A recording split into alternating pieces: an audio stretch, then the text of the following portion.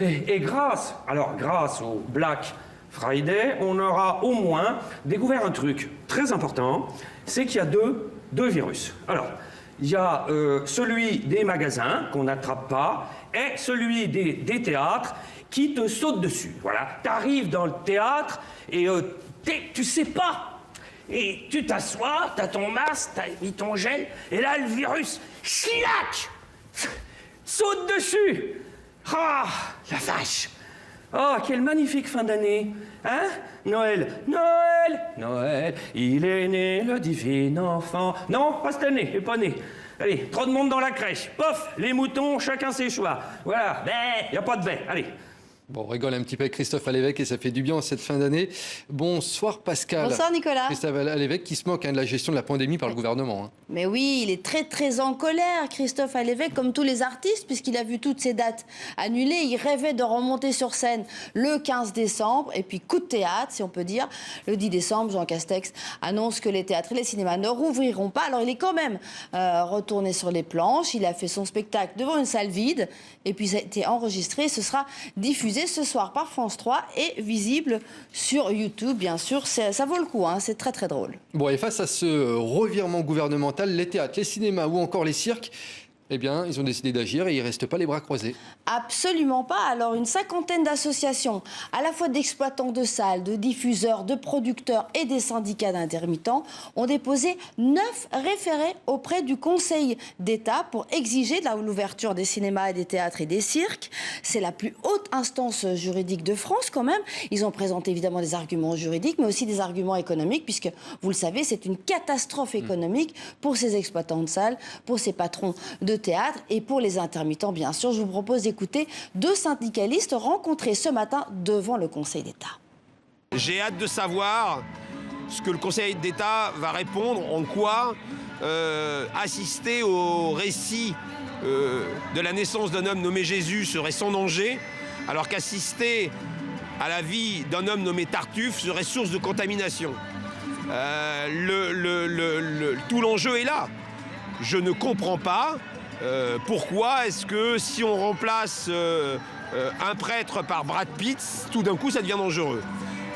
Une église, ça a exactement les mêmes protocoles sanitaires que les théâtres ou les cinémas, même pire parce que les gens chantent, les gens parlent.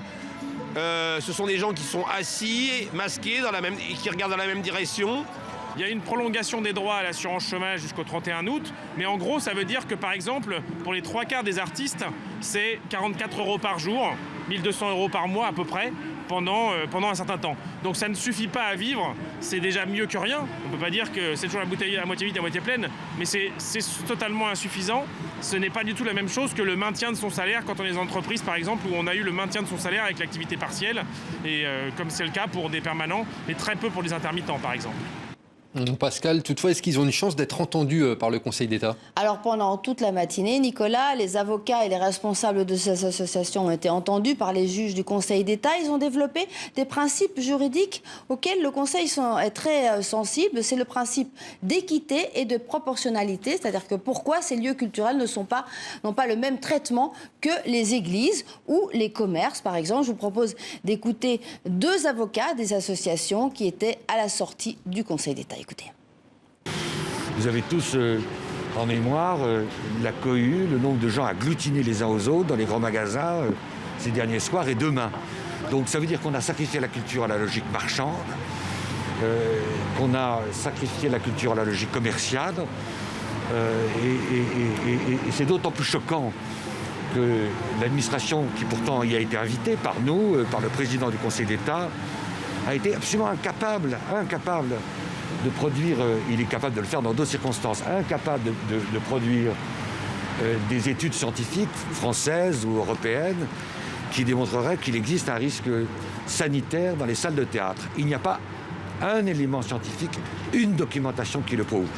On demande la réouverture immédiate des théâtres, tout simplement parce qu'il y a un protocole extrêmement strict qui a été établi et qu'on ne voit pas pourquoi finalement ce protocole ne serait pas suffisant, alors même qu'on a vu encore ce week-end des files considérables d'attente, notamment devant les galeries marchandes. Voilà, pour cette action des acteurs de la culture à Paris. Oui. On termine par une bonne nouvelle, Pascal, et il y en a heureusement encore dans le monde du théâtre. Absolument. Alors, Dominique Blanc a été nommée sociétaire de la Comédie Française. Elle était déjà pensionnaire depuis 4 ans. Elle y a joué une dizaine de pièces. Alors, cette nomination vient couronner une carrière magnifique, à la fois dans le théâtre et dans le cinéma. Elle a quand même reçu 4 Césars et 4 Molières. Voilà, une bonne nouvelle en plein confinement et en pleine période difficile. On aura d'ailleurs le résultat du Conseil d'État mercredi matin. Et bon, on va suivre ça. Merci beaucoup, Pascal Bourgault, et à demain.